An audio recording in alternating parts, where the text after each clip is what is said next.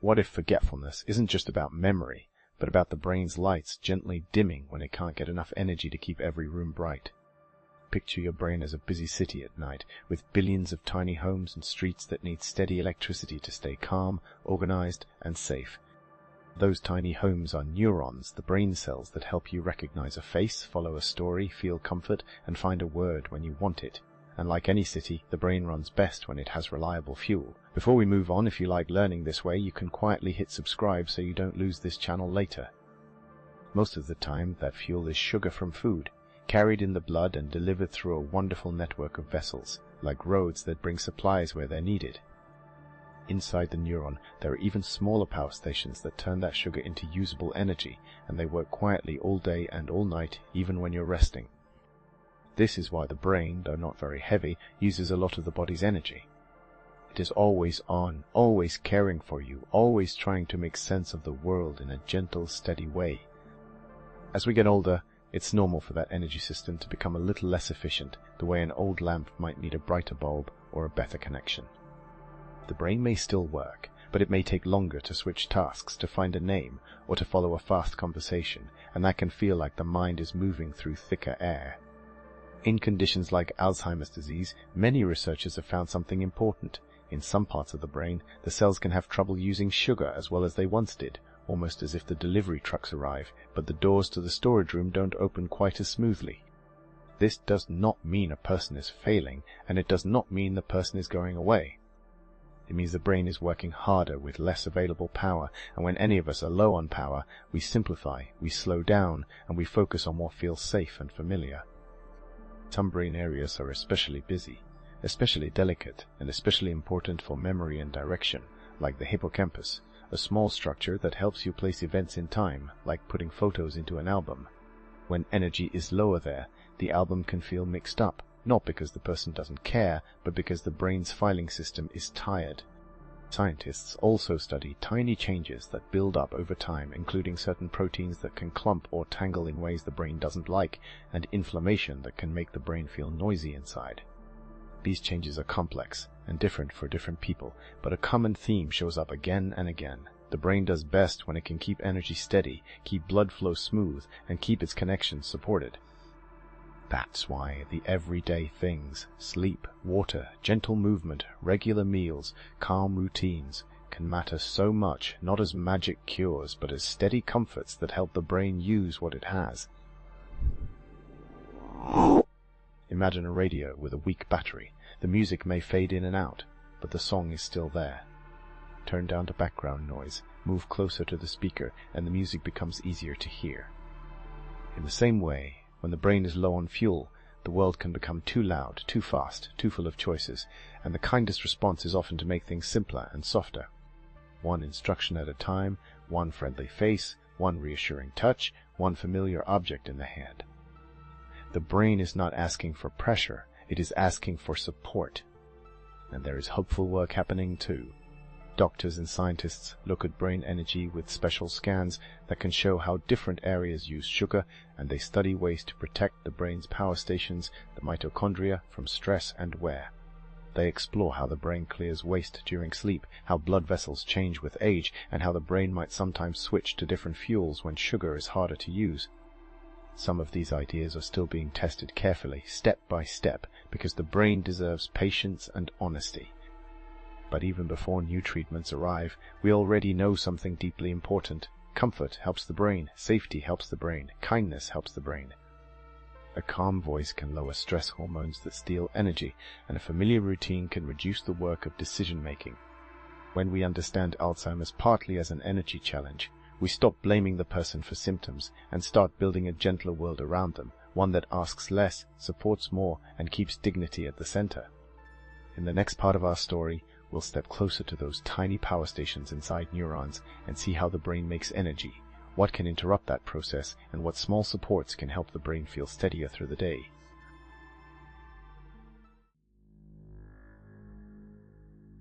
Inside each neuron there's a quiet little world that never stops working, and at the center of it are tiny energy makers called mitochondria, like miniature power plants tucked into the cell's neighborhoods, turning food and oxygen into the energy the brain uses to think, feel, and stay steady.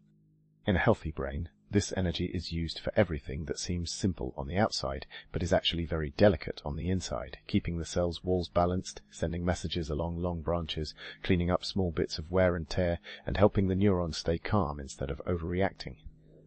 When people talk about memory, it can sound like a single thing, like a file in a drawer, but memory is more like a whole room full of assistants working together, passing notes, sorting moments, and keeping the lights on so the notes don't get lost. If those assistants are asked to keep working while the lights flicker, they can still do their job, but they may move more slowly, they may miss details, and they may choose the easiest, safest path. That's one way to understand what researchers often see in Alzheimer's disease. In certain brain regions, the brain's use of sugar, its main fuel, can be lower than expected, which suggests those regions are running on less available energy. Doctors can sometimes see this pattern on a special type of scan that tracks how the brain uses sugar, almost like watching which neighborhoods of the city are most brightly lit and which are dimmer, and these patterns have been studied for years as part of understanding Alzheimer's and related conditions.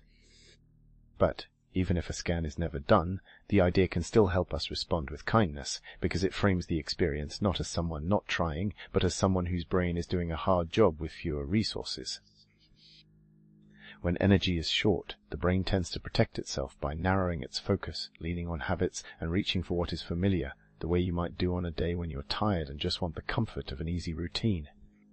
This is why gentle repetition can help, why familiar music can feel like a warm handrail, and why calm environments matter more than clever explanations.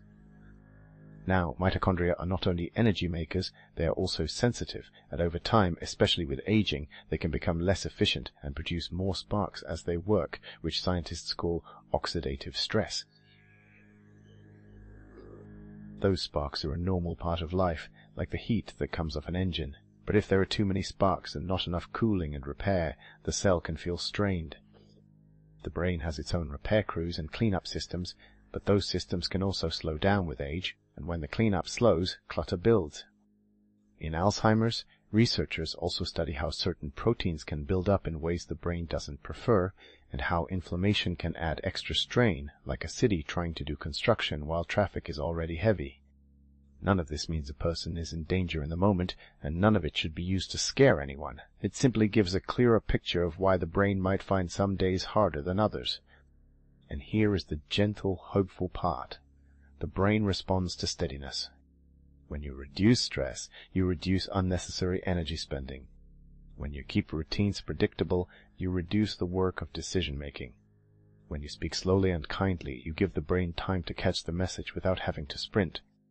Even sleep, which can sound like doing nothing, is one of the brain's most important maintenance periods.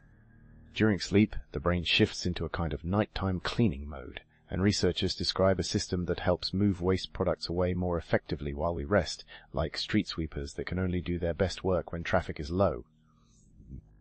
When sleep is broken, that cleaning can be less efficient, and over the long term, that may matter for brain health, which is why gentle sleep support, when possible, is often considered part of caring for the brain. This is also why bright, busy evenings can be hard for some people with Alzheimer's. The brain is already low on fuel, and the world is asking it to process too much at the very moment it wants to power down and tidy up. So, the most helpful response is not to argue with the brain, but to cooperate with it, soften the lights, lower the noise, keep voices warm, offer simple choices, and let the day end in a feeling of safety. There are also scientists exploring how the brain might use other fuels under certain conditions, and how supporting the cell's energy chemistry might protect neurons. But these areas are still being tested carefully, step by step, and they are not one-size-fits-all answers. What is real, right now, is the power of creating an energy-friendly life, steady meals and water, gentle movement if it feels good, a calm pace, familiar faces, and reassurance that nothing needs to be proven. The brain that struggles is still a brain that feels, still a brain that recognizes kindness, and still a brain that can settle when it is met with patience. In the next part, we'll move from the cell's power plants out into the wider landscape to blood flow, the brain's supply lines, and the small everyday choices that can help those supply lines stay as smooth and steady as possible.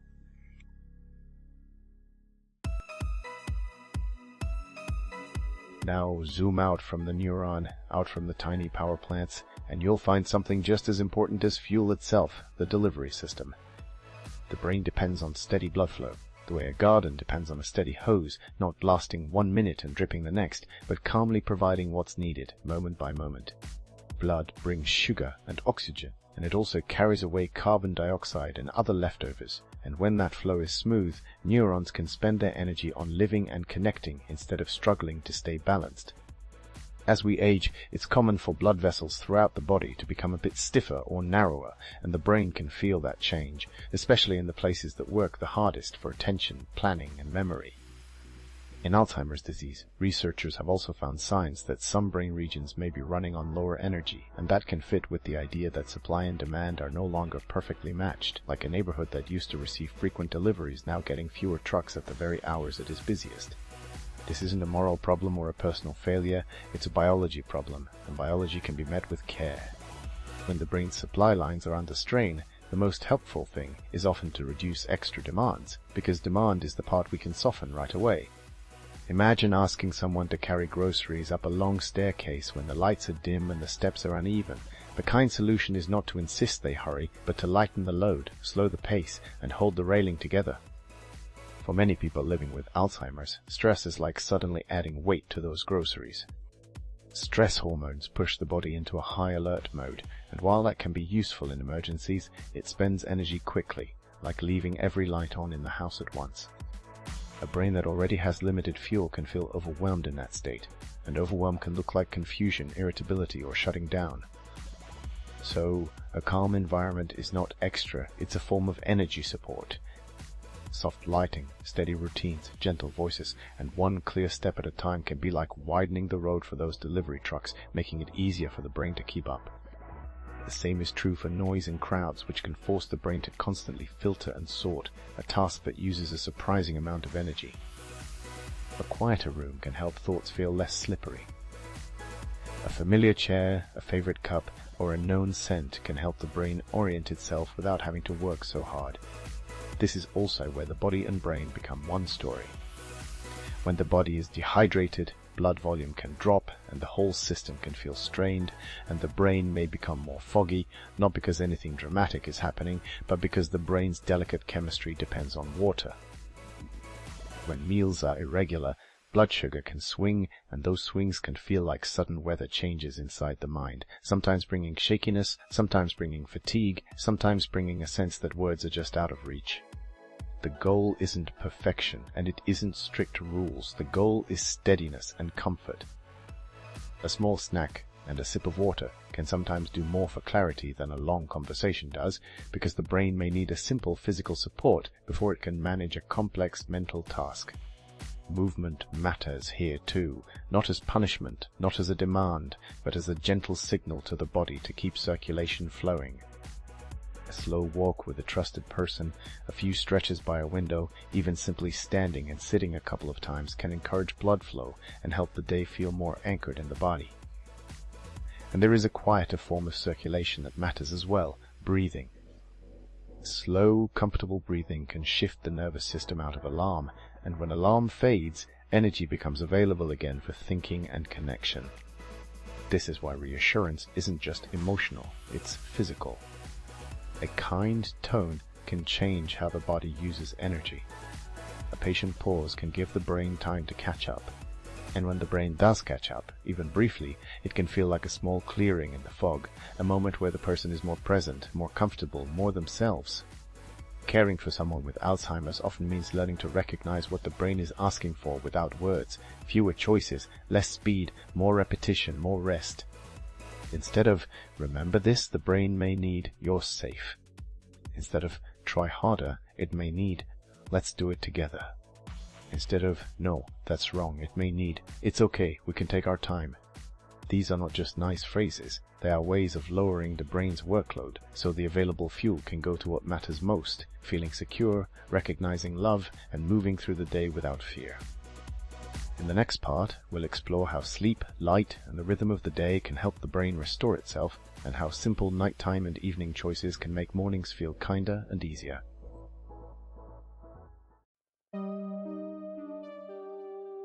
Nighttime is when the brain gets a chance to be cared for in a quieter way, not by forcing anything, but by letting the mind settle into its own gentle rhythm.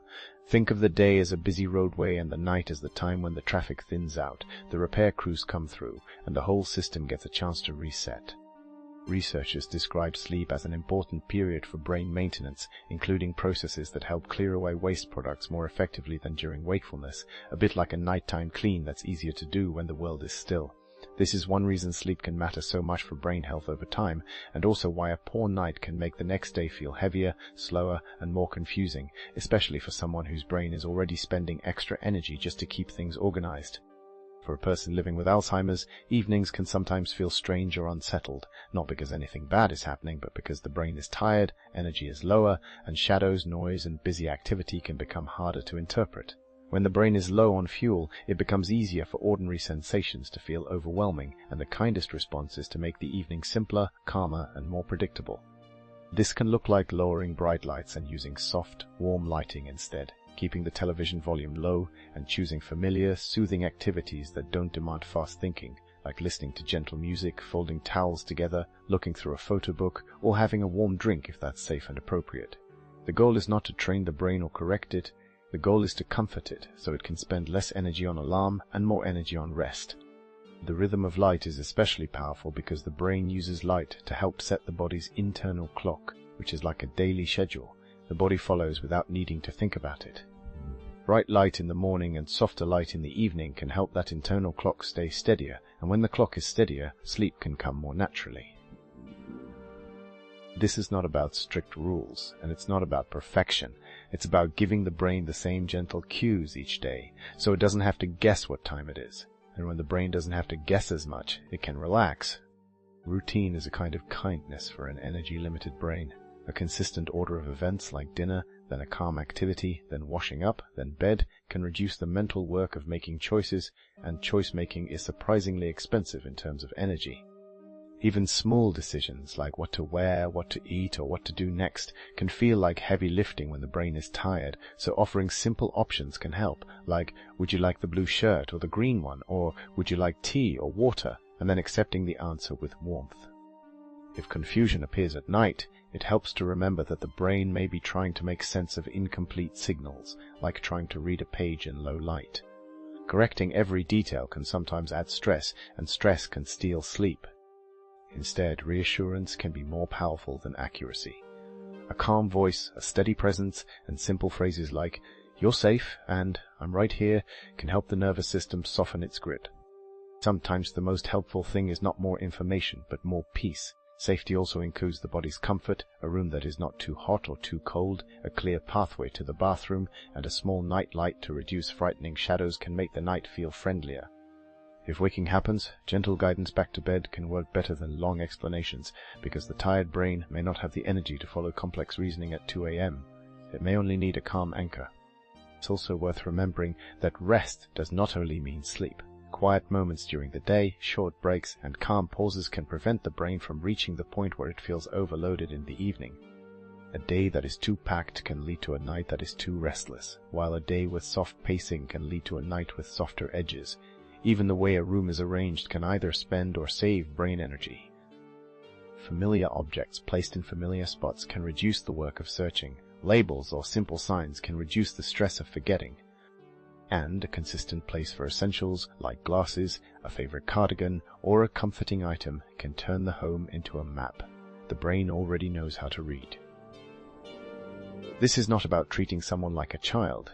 It is about honoring how the brain works when it is tired, the same way anyone would appreciate a simpler path when they're exhausted. There is a deep dignity in building a world that fits the brain's needs instead of demanding the brain fit the world's speed. In the next part, we'll look at what fuel can mean beyond sugar alone, why the brain sometimes struggles to use its usual energy sources, and how care can focus on steadiness, comfort, and gentle support rather than pressure or fear.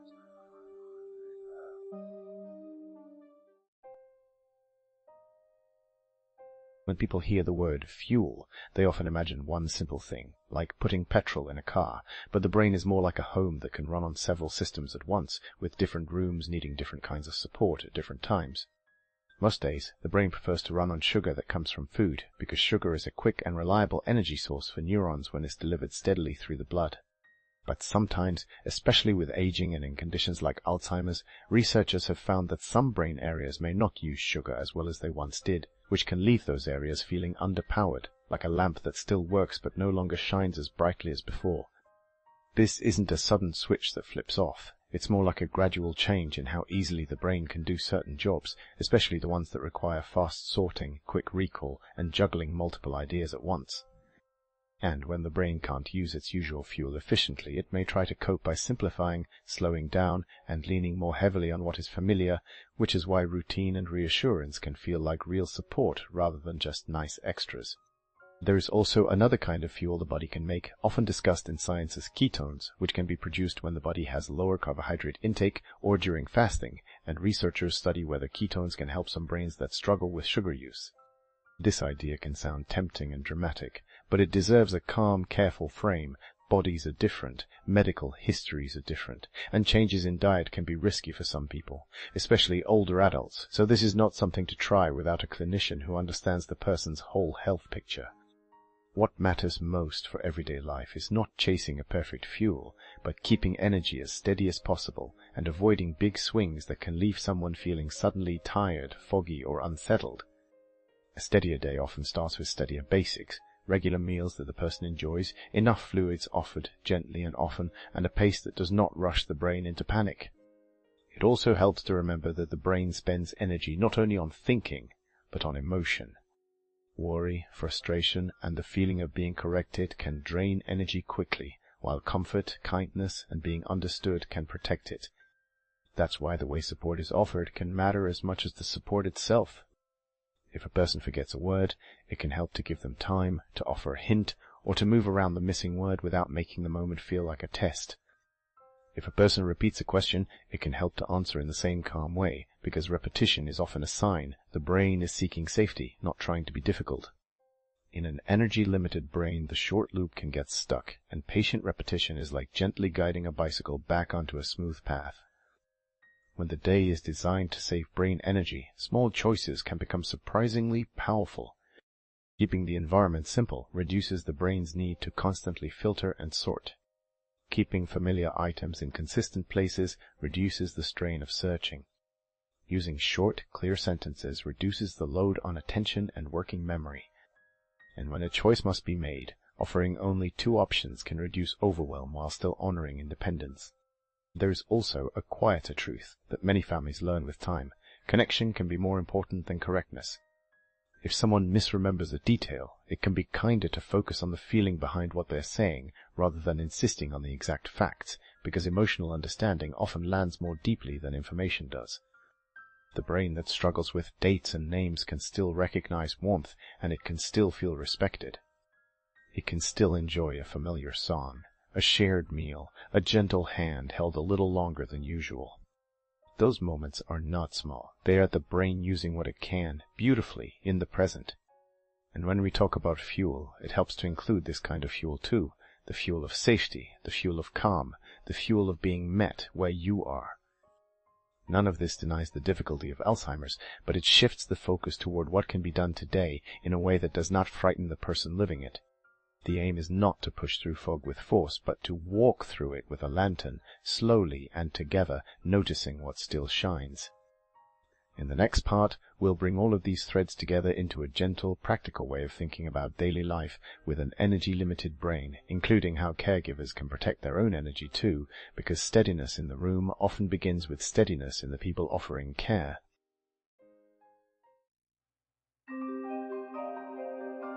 A brain that runs low on energy doesn't need to be pushed harder. It needs the day shaped so it can breathe, and that begins with a simple idea that can feel like a relief. It's okay to do less, more gently.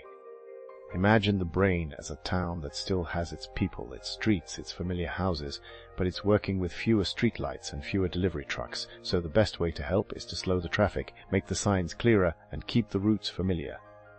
In everyday life, this can look like building a soft routine that repeats in the same order, because repetition is not boredom for an energy-limited brain, it's a shortcut to safety.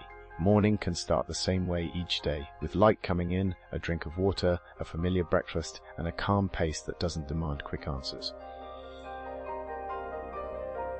If you reach the end, thank you for your time. If you'd like to support this style, a like and a subscribe makes a bigger difference than you'd think. If someone seems confused, it can help to offer orientation in small, friendly pieces rather than big explanations, like saying the person's name, where they are, and what's happening next, in a voice that sounds like shelter rather than instruction. When tasks are needed, breaking them into one step at a time can save enormous energy.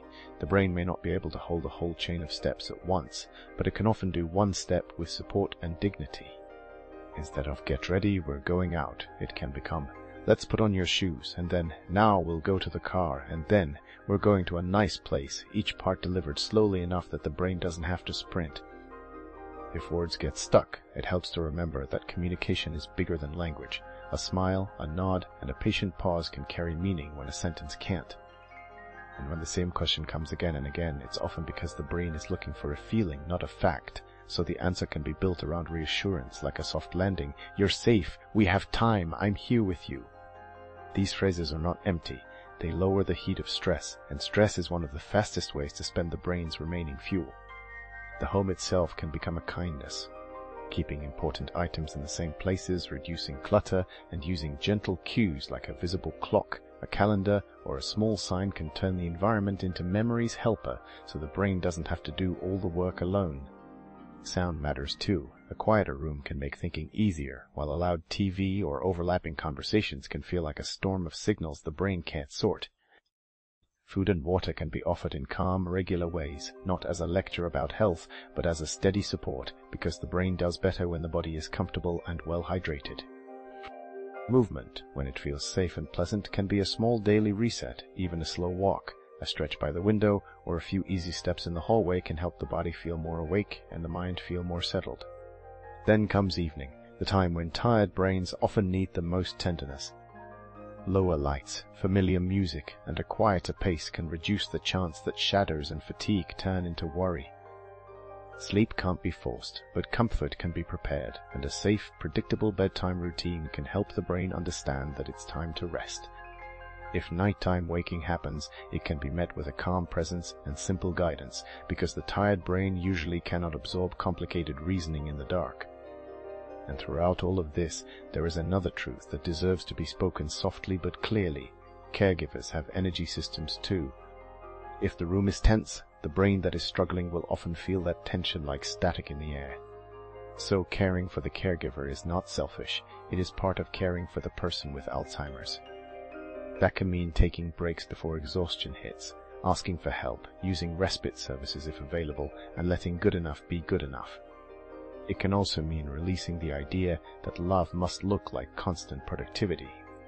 Love can look like sitting together, sharing a snack, holding a hand, watching birds outside, or listening to a song that still finds its way into the heart even when words don't. Alzheimer's may change how the brain finds a memory, but it does not erase the human need for comfort, respect, and belonging. The brain that runs low on fuel can still feel warmth, still settle into safety, and still meet kindness with a quiet kind of recognition. When the day is shaped to save energy instead of spend it, the person is not being reduced, they are being supported, and support is what helps the remaining light shine steadily through the hours.